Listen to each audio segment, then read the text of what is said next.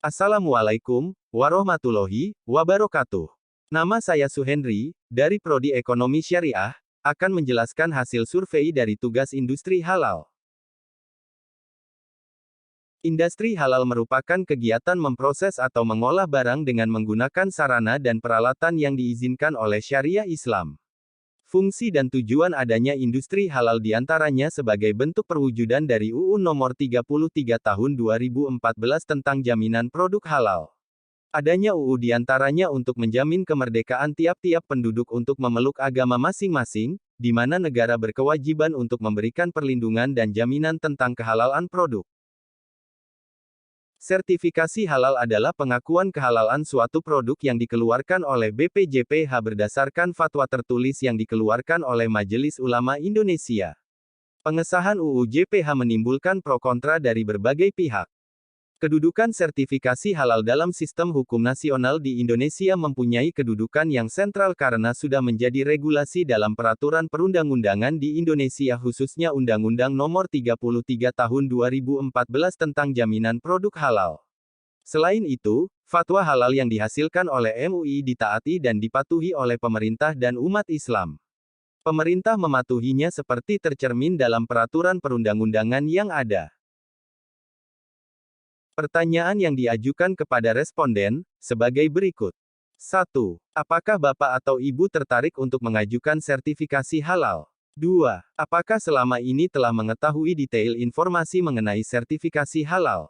3. Apakah Bapak atau Ibu bersedia meluangkan waktu untuk menjalani proses sertifikasi halal?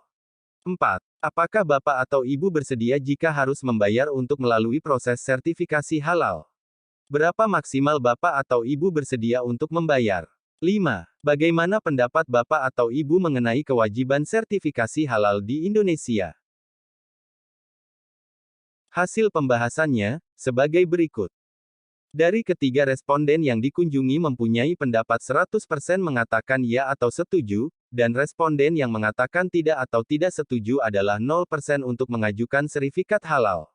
Selanjutnya, dari ketiga responden yang dikunjungi mempunyai pendapat 100% mengatakan ya atau setuju, dan responden yang mengatakan tidak atau tidak setuju adalah 0% mengetahui sertifikasi halal.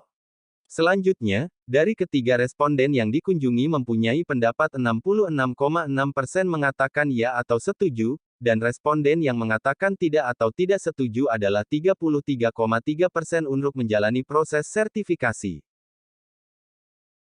Kemudian dari ketiga responden yang dikunjungi mempunyai pendapat 0% mengatakan ya atau setuju, dan responden yang mengatakan tidak atau tidak setuju adalah 100% tidak melakukan pembayaran. Dari semua responden yang dikunjungi mempunyai pendapat tentang peraturan sertifikasi halal yang ditetapkan di Indonesia, salah satu pendapat dari mereka adalah sangat bagus atau setuju atas peraturan tersebut dikarenakan untuk memastikan produk yang dijual merupakan produk yang halal, dan membantu masyarakat Indonesia memilih makanan yang halal.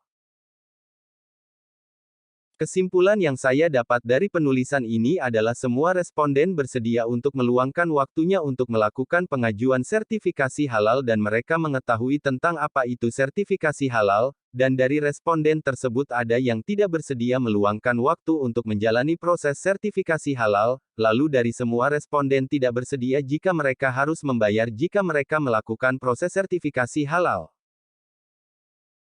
Sekian yang dapat saya sampaikan, jika terdapat kesalahan dalam penyampaian materi, saya mohon maaf yang sebesar-besarnya, karena saya masih dalam proses pembelajaran, dan mohon kasih pendapat atau masukan dari materi yang saya sampaikan.